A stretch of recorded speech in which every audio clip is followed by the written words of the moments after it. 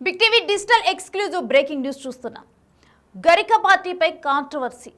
గరిక పార్టీ మరో కాంట్రవర్సీలో చిక్కుకున్నారు. ఇప్పుడు ఆయన మాటల కన్నా కానీ ఇప్పుడు ఆయన మీద వచ్చిన కాంట్రవర్సీ ఎక్కువగా చర్చనీయాంశంగా మారింది.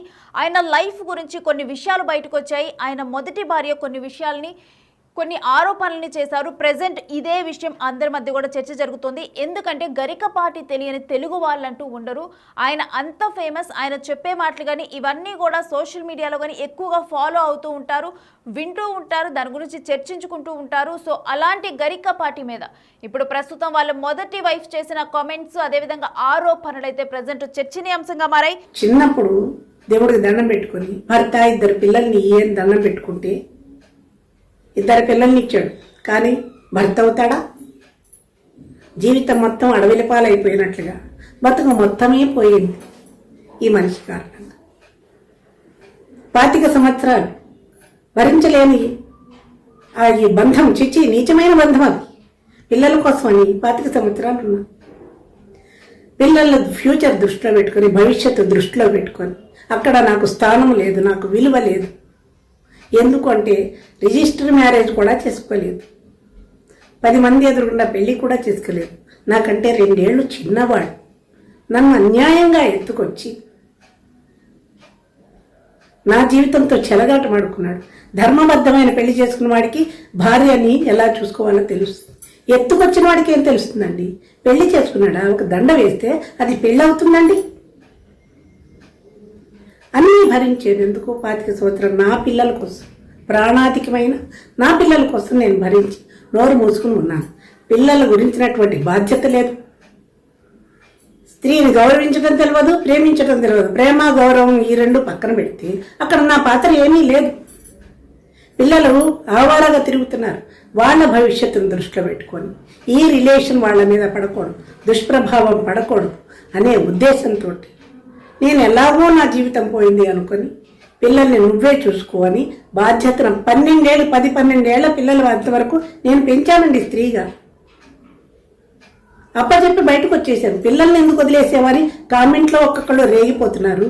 ఉద్యోగం లేదు, ఉన్న ఇంటిని తెల్ల కాగితాల మీద సంతకాలు పెట్టించుకొని ఈ నీచుడు, ఈ దుష్టుడు రాయించేసుకున్నాడు తన పేరు. ఆస్తి లేదు, ఉద్యోగం లేదు.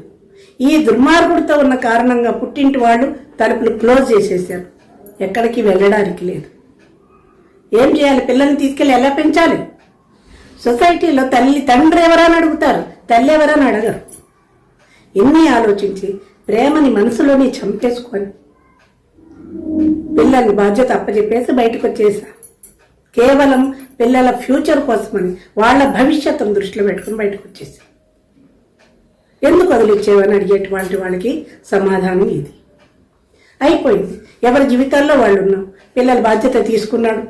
నేనే అన్నా ఇంకో పెళ్లి చేసుకున్నా. పిల్లలకి తిండి కావాలంటే శారదని పెళ్లి చేసుకున్నాడు. పాపం ఆమె చాలా ఉత్తమురాలు. ఆమె అంటే నాకు చాలా ప్రేమ. ఎందుకు? నా పిల్లలకి ఇంత అన్నం పెట్టింది, ప్రేమని పంచి ఇచ్చింది. వెర్రితల్లి. వీడి వల్ల ఏముండదని నాకు తెలుసు. అందువల్ల తర్వాత ఈయన బాధ్యత టేకప్ చేసుకున్నాడు. ఈ నీచుడు పిల్లల్ని పెద్ద చేశాడు, చదువులు చదివించాడు, పెళ్ళిళ్ళు చేశాడు. అక్కడ కూడా నాకు సంతోషమే. మంచి వచ్చాడు, పిల్లల్ని టేకప్ చేశాడు, వాళ్ళని ఒక దారికి తీసుకొచ్చాడు. ఆ సంతోషం నాకు ఎప్పటికీ ఉంది. వాళ్ళు అక్కడ బాగానే ఉన్నారు. ఇక్కడ నేను ఆధ్యాత్మికమైన చింతనలోకి పోయి అన్ని బంధాలు దూరం అయిపోయాయి అని నిరంతరం పిల్లల్ని తలుచుకుంటూనే దీపం పెట్టుకుంటున్న ఆయుద్ధాయ నా పిల్లలకి దేవుడా అని దీపం పెట్టుకుని వాళ్ళని గుర్తు చేసుకొని క్షణమే లేదు. తల్లిని కదా, ఒళ్ళు కొవ్వి వదిలి రాలా. వాళ్ళ భవిష్యత్తు కోసం నేను వచ్చాను. ఇప్పటి వరకు 24 అవర్స్ పిల్లల గురించి నేను ఆలోచిస్తాను. వాళ్ళ ఆలోచనల్లోనే నేను బతుకుతున్నా, ఋషిలా బతుకుతున్నా, ఆధ్యాత్మిక చింతనతోటి. బయటకు ఎందుకు పనికిరావన్నాడు మీ గురువు నీచుడు. సంస్కృతం ఎంఏ చేశాను, తెలుగు ఎంఏ చేశాను, మ్యూజిక్ ఎంఏ చేశాను. ఇవాళ కళాశాలలో, ప్రైవేట్ కళాశాలలో సంస్కృతం లెక్చరర్గా పనిచేస్తున్నాను.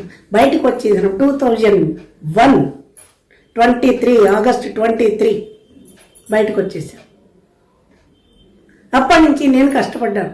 కొద్ది రోజులు తినడానికి తిండి లేక ఉపవాసాలు ఉన్నాను. నీళ్లు తాగి బతికాను. ఒంటరి ఆడది సొసైటీలో బతకడం ఎంత కష్టమో మీలాంటి మగాళ్ళకు తెలియదు. ఎన్నో కష్టాలు పడి పడి భగవంతుడు నా పట్ల ఉన్నాడు కాబట్టి ఇవాళకి స్టాండ్ అయిపోయి బతుకుతున్నాను, ధైర్యంతో బతుకుతున్నాను.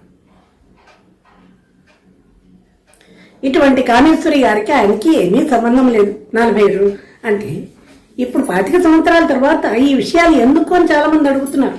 దానికి కారణం 10 నెలల క్రితం ఇప్పటికీ ఆ పాండిత్యం మీద ఇప్పటికీ గౌరవమే నాకు. చిన్నప్పటి నుంచి చూసేది ఒక ఊరి వాళ్ళమండి.